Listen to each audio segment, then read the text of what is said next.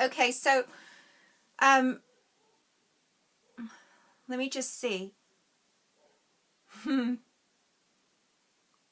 Okay, so again, a possibility is something that is going to be expansive. It's going to open you up. It's going to allow you to experience more possibilities. It literally will open more doors for you. So the energy of it is going to feel more like a yes. So that's what a possibility is. An opportunity is going to have a limiting feeling to it. It's going to feel more like a no,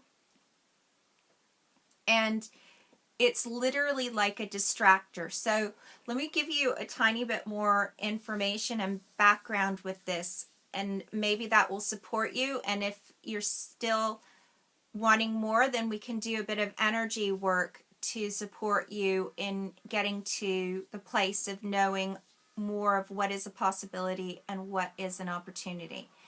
So when I was doing client and relationship attraction, this is before I was doing access and before I was really working with people in business as much as I am now.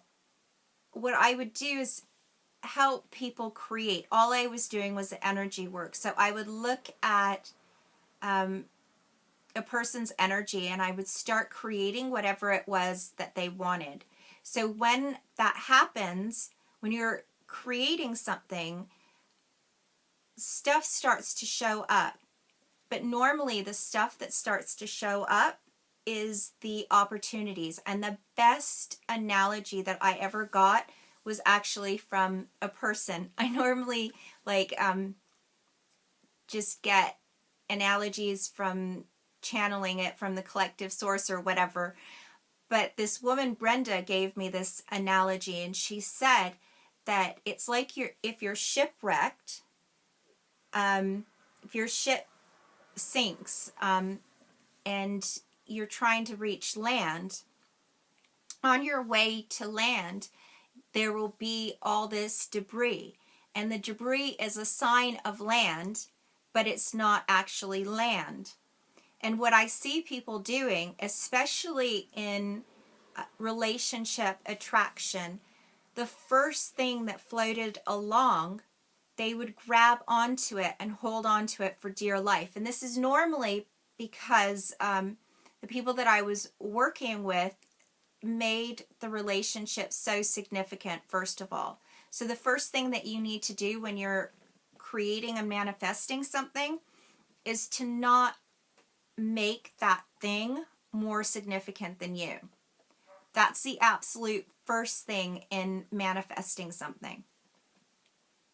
So the second thing is then to ask questions, because you have to make sure that that thing is a possibility and not an opportunity. You want to make sure that it's land and not a sign of land that is coming.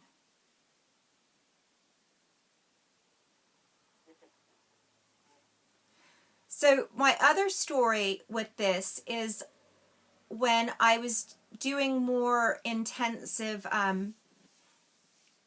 business client-based work, I was working with these two phenomenal women.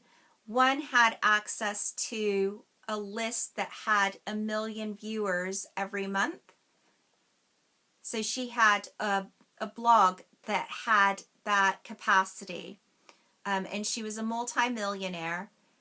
And she got together with another one of my clients who had been on the Rosie O'Donnell show. She'd been interviewed by Oprah. She'd been in Forbes magazine. She'd been in the Fortune 500 magazine. So the two of them together were going to create a business. And even though they were my clients, what they didn't do is they didn't ask any questions around what they were doing. And this is a great story for learning from, because one of them put something ridiculous like 16 weeks of 21-hour work days to have nothing for it in the end. I mean, the whole project just flopped. It never even got anywhere, even though one of the people in it did 21-hour work days for 16 weeks. So that was an opportunity that presented itself as a possibility. And it created a distractor for both of them because they put their time, their energy, and their money into something that on paper seemed like a done deal. But in reality, it wasn't. And the first mistake that they made was they didn't ask questions. You know, with that, the first question would have been, is this an opportunity or a possibility? A lot of people will have an idea, and then someone else has an idea, and they're like, oh my God, this isn't a coincidence. This is like the universe speaking to me. And what you believe is what the universe will give you evidence of, even if you're totally wrong. And that's why asking questions is so phenomenally important. Because you have to be functioning from awareness. Because if you're not functioning from awareness, whatever you believe, the universe is going to give you proof of that belief system. So it's important that you have awareness, or it's important that you have a mentor that has awareness, that has your back, that can teach you how to have awareness.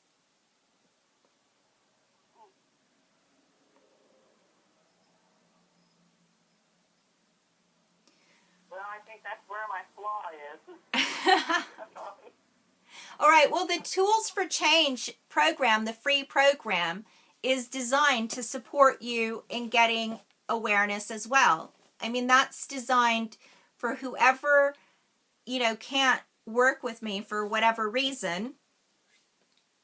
Then they have that home play system, which if it's used daily as, just as it says in the program, then you will start having more awareness, and you will start to learn how to create your own reality. I think if you did nothing else but use that program and really committed to using that program and used it every day for like 6 months, things would really change for you. Well, is that on your website? Yeah. Yeah, if you just go to ultimatedreamproject.com, on the right-hand side, there's a box on every page that you fill in your name and your email, and then you'll get an email to whatever email address you put in, and there'll be a link on there, and it'll say, click this link to confirm. And once you click that link, it'll take you right into the membership page, and on the membership page, it'll have all the downloads for you and the instructions on how to use it. I thought I did that, but maybe I'm not real good with the computer. And I'm okay. But I'm not, I'm not savvy. Can I give an example, because it adheres right to what you've been talking about? Yep. Hello? Yes? Okay, the problem I'm having